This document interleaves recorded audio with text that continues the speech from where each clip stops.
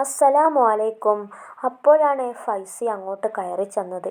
മോനെ, നീ അറിഞ്ഞോ, ഇവനെ മിക്കവാറും പെണ്ണുങ്ങളൊക്കെ കൂടി തല്ലിക്കൊല്ലും. ഈ ചെക്കനില്ലേ. താൻ പറയുന്നതിനൊന്നിനും മറുപടി കാണാത്തപ്പോഴാണ് റസിയ ഫൈസിയുടെ മുഖം ശ്രദ്ധിച്ചത്. നെഞ്ചിൽ എന്തോ തീ കോരിയിട്ടതുപോലെ ആ ഉമ്മ ഇരുന്നിടത്ത് നിന്നും പിടഞ്ഞെഴുന്നേറ്റു. വാടിത്തളർന്നിരിക്കുന്ന തൻ്റെ മകൻ്റെ മുഖം, ചുവന്നു കലങ്ങിയ മിഴികൾ. ആ കാഴ്ച ആ ഉമ്മാക്ക് സഹിക്കാനായില്ല. മോനെ, എന്താ നിനക്ക് പറ്റിയേ? എന്താ നിന്റെ മുഖമൊക്കെ ഇങ്ങനെ? വയ്യേ നിനക്ക്? റസിയ അവൻ്റെ മുഖത്ത് പിടിച്ച് എന്തൊക്കെയോ ചോദിച്ചു കൊണ്ടിരുന്നു. പെട്ടെന്നവൻ റസിയയെ ഒന്നടങ്കം വരിഞ്ഞു മുറുക്കി കെട്ടിപ്പിടിച്ചവൻ കരഞ്ഞു. കുറച്ചധികം ശബ്ദത്തിൽ തന്നെ കരഞ്ഞു. അവൻ്റെ കണ്ണീരിനാൽ ആ ഉമ്മയുടെ ഹൃദയം പോലും ചുട്ടു പൊള്ളിക്കരയുകയായിരുന്നു. എന്താടാ, എന്താ ഉണ്ടായേ? എന്തിനാ നീ ഇങ്ങനെ കരയുന്നേ? അഹമ്മദും വേവലാതിപ്പെട്ട് ചോദിച്ചു. ഞാൻ ഇന്നവളെ കണ്ടു.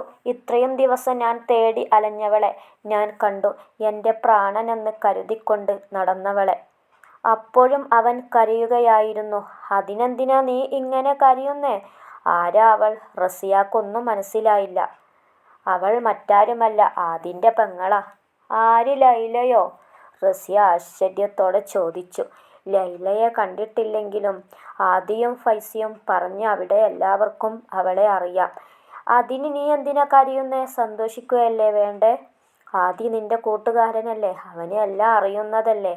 അഹമ്മദ് സമാധാനത്തോടെ ചോദിച്ചു. ലൈലയാണ് ഫൈസി ഇത്രയും ദിവസം തിരഞ്ഞു നടന്ന കുട്ടിയെന്ന് മനസ്സിലായപ്പോൾ അവർക്ക് ഏറെക്കുറെ സമാധാനമാണ് തോന്നിയത്. കാര്യങ്ങൾ കുറെ കൂടി എളുപ്പമാകുമെന്നാണ് കരുതിയത്. ആദിക്ക് എല്ലാം അറിയാം. പക്ഷേ ഞാൻ സ്നേഹിക്കുന്ന പെണ്ണ് അവൻ്റെ ലൈല ആണെന്ന് മാത്രം അവനറിയില്ല. ഇന്നവളുടെ വിവാഹം ഉറപ്പിച്ചു. ആ ചടങ്ങിന് സാക്ഷിയാവാനാ ഞാൻ വൈകിപ്പോയി. ഞാൻ ഏറെ വൈകിപ്പോയി. എൻ്റെ തൊട്ടടുത്ത് ഉണ്ടായിട്ടും എനിക്ക് കാണാൻ പറ്റിയില്ലല്ലോ, മനസ്സിലാക്കാൻ പറ്റിയില്ലല്ലോ. ആദി എത്രയോ തവണ അവളെ പരിചയപ്പെടുത്താൻ എന്നെ വിളിച്ചതാ. അന്നൊക്കെ ഓരോ തിരക്കുകൾ പറഞ്ഞ് ഒഴിഞ്ഞു. അന്നൊരു തവണയെങ്കിലും ഞാൻ അവളെ കാണാൻ കൂട്ടാക്കിയിരുന്നെങ്കിൽ അവളിന്ന് എൻ്റെ കൂടെ ഉണ്ടായിരുന്നേനെ. നഷ്ടപ്പെടുത്തിയ അവസരങ്ങളെ ഓർത്തവൻ സ്വയം വിലപിച്ചു. ഹൃദയം തകർന്നിരിക്കുന്നവനെ ഇന്ന് തന്നെ സംസാരിക്കാം. കാര്യം പറഞ്ഞാൽ അവർക്ക് മനസ്സിലാകാതിരിക്കില്ലല്ലോ. എത്ര കൊമ്പത്തെ ആലോചന ആയാലും വേണ്ടില്ല, അവരോട് അത് വേണ്ടെന്ന് വെക്കാൻ പറയാം. ഇവൻ്റെ കണ്ണീരെനിക്ക് കണ്ടിരിക്കാനാവുന്നില്ല. എല്ലാവരും ഒന്ന് എണീക്ക്. റസിയ സമനില തെറ്റിയവളെ പോലെ അലറി. റസിയ, നീ എന്തൊക്കെയാ ഈ പറയുന്നേ എന്ന് വല്ല ബോധവുമുണ്ടോ? ഈ പാതിരാത്രിയാണോ ഒരാളെ വീട്ടിൽ കയറി ചെന്നു കല്യാണം ആലോചിക്കുന്നേ? അതും കല്യാണം ഉറപ്പിച്ച ഒരു പെൺകുട്ടിയെ. നിന്റെ തലക്കകത്ത് ഒന്നുമില്ലേ? റസിയയുടെ എടുത്തു ചാടിയുള്ള പ്രവൃത്തി കണ്ട് അഹമ്മദിന് ചെറുതായി ദേഷ്യം വരുന്നുണ്ടായിരുന്നു. എനിക്ക് എൻ്റെ മോൻ്റെ ഈ അവസ്ഥ കണ്ടു നിൽക്കാൻ കഴിയുന്നില്ല. ചങ്ക് തകർന്നിരിക്കുന്ന ഇവൻ്റെ മുഖത്തേക്ക് നോക്കാൻ എനിക്ക് ആവുന്നില്ല. അവൾ പൊട്ടിക്കരഞ്ഞു. അഹമ്മദ് അവളെ ചേർത്ത് പിടിച്ചു. നീ കരയാതിരിക്ക്. ഇങ്ങനെ ഒരു കാഴ്ച ഉണ്ടാവാതിരിക്കാനാ അമിത പ്രതീക്ഷ വെക്കണ്ടെന്ന് അന്ന് ഞാൻ പറഞ്ഞേ. അന്ന് നിനക്കത് മനസ്സിലായില്ല. എന്ത് നടക്കരുതെന്ന് ആഗ്രഹിച്ചോ അത് തന്നെ നടന്നിരിക്കുന്നു. അയാൾ ഓർത്തു. എന്നിട്ട് അയാൾ തുടർന്നു. നിങ്ങളൊന്ന് സമാധാനപ്പെട്. ഇങ്ങനെ കരഞ്ഞു നിലവിളിക്കാൻ മാത്രം ഇപ്പോൾ ഇവിടെ ഒന്നും സംഭവിച്ചിട്ടില്ല. കല്യാണം ഉറപ്പിച്ചിട്ടല്ലേ ഉള്ളൂ. കഴിഞ്ഞിട്ടൊന്നും ഇല്ലല്ലോ. ഇനിയും വൈകിട്ടില്ല. ഞാനില്ലേ നിങ്ങൾക്ക്. നിങ്ങൾ എന്തിനാ പേടിക്കുന്നേ? ഫൈസി, ആൺകുട്ടികൾ കരയാൻ പാടില്ല എന്നൊന്നും ഞാൻ പറയില്ല. പക്ഷേ പ്രതീക്ഷകൾ നഷ്ടപ്പെട്ടവനെ പോലെ ഇങ്ങനെ തളർന്നിരിക്കരുത്. എന്ത് പ്രതിസന്ധികളെയും നിനക്ക് തരണം ചെയ്യാനാകും. നീ സ്ട്രോങ് ആണ്. ഈ അഹമ്മദ് സാഹിബിൻ്റെ മകനാണ്. അയാൾ അവന് ആത്മവിശ്വാസം പകർന്നു കൊണ്ടിരുന്നു. അവൻ കണ്ണുകൾ തുടച്ചു ഒന്ന് നിവർന്നിരുന്നു.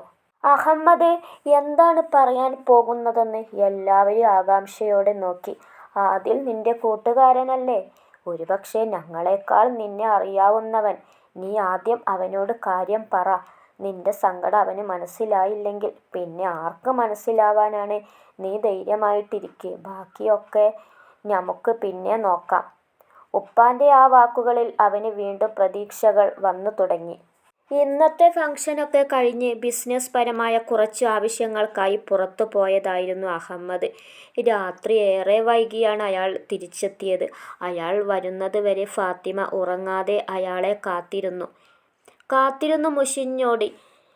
"നിനക്ക് കിടക്കായിരുന്നില്ലേ? " ഇട്ടിരുന്ന ഡ്രസ്സ് മാറി ലുങ്കി ഉടുക്കുന്നിടത്ത് അയാൾ ചോദിച്ചു.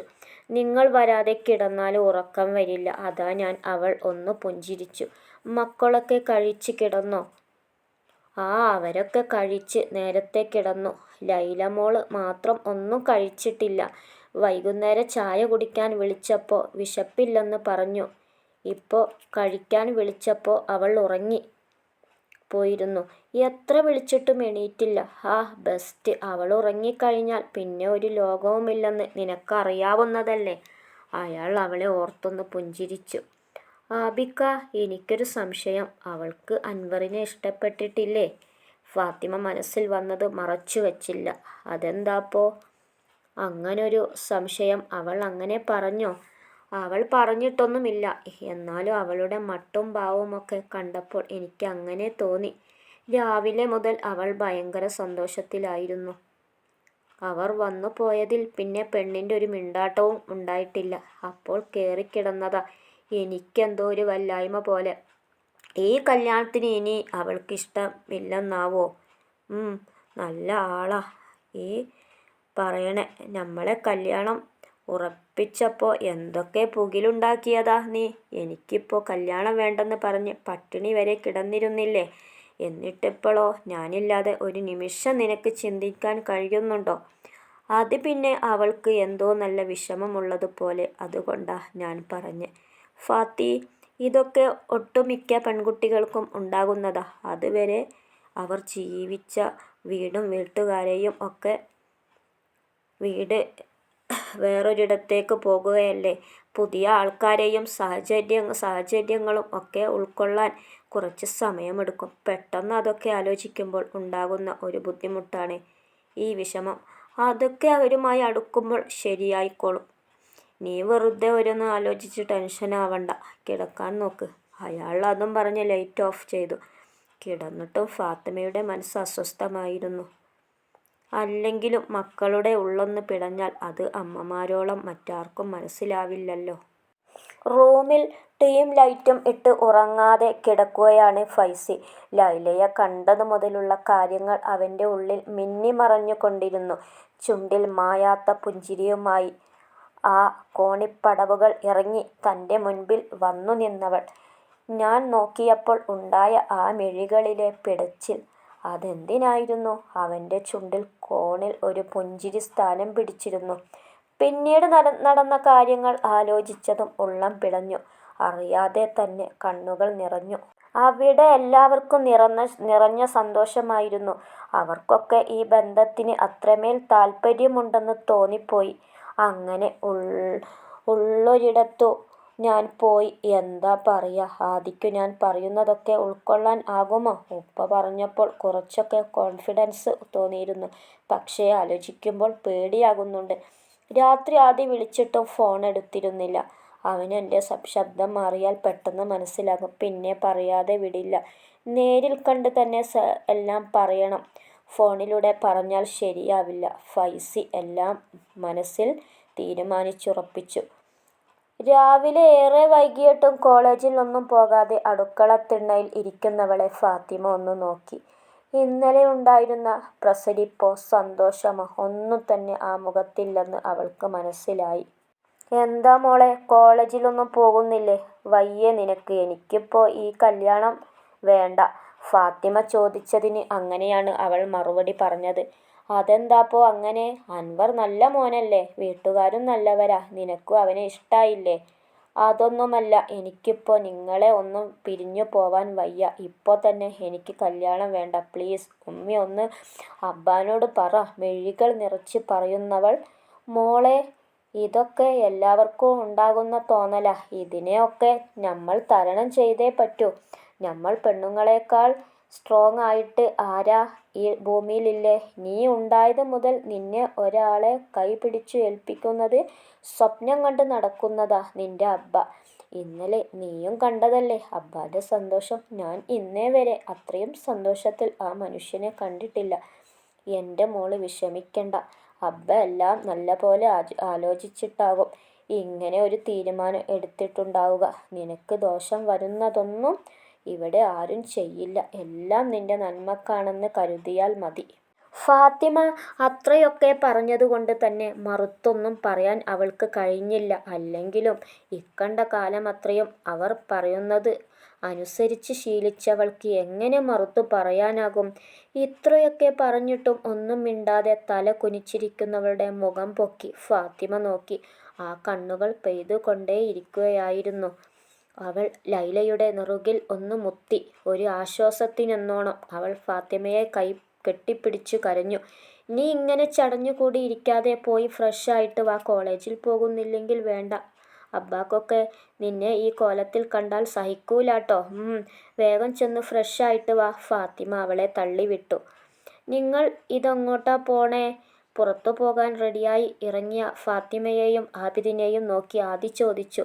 ഞങ്ങളൊന്ന് തറവാട്ടിൽ പോയിട്ട് വരാം. ലൈല മോൾക്ക് ഇങ്ങനൊരു പ്രൊഫസർ വന്നതൊന്നും അവരോട് പറഞ്ഞിട്ടില്ലല്ലോ. അവിടെ ചെന്ന് എല്ലാവരുടെയും അഭിപ്രായം നോക്കി എന്തെങ്കിലും തീരുമാനിക്കണം. അബ്ദുള്ള എൻഗേജ്മെന്റ് ഇപ്പോൾ നടത്തി വെക്കാം എന്നൊരു സജഷൻ പറഞ്ഞിരുന്നു. എന്നാ നിങ്ങൾ പോയിട്ട് വാ. ലൈല മോള് റൂമിലുണ്ട്. നീ അവളെ തനിച്ചാക്കി പുറത്തൊന്നും പോയേക്കരുത് ട്ടോ. കാറിൽ കയറും നേരം ഫാത്തിമ അവനെ ഓർമ്മിപ്പിച്ചു. ഇല്ല ഉമ്മി, ഞാൻ ഇവിടെ തന്നെ ഉണ്ടാവും. ഇന്നലെ പോയതിൽ പിന്നെ ഫൈസിയുടെ ഒരു വിവരവും ഇല്ല.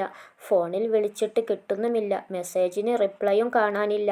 ഇവനിത് എന്ത് പറ്റിയതാ എന്ന ചിന്തയോടെ ആദി ഒന്നുകൂടെ ഫോണിൽ ട്രൈ ചെയ്തു.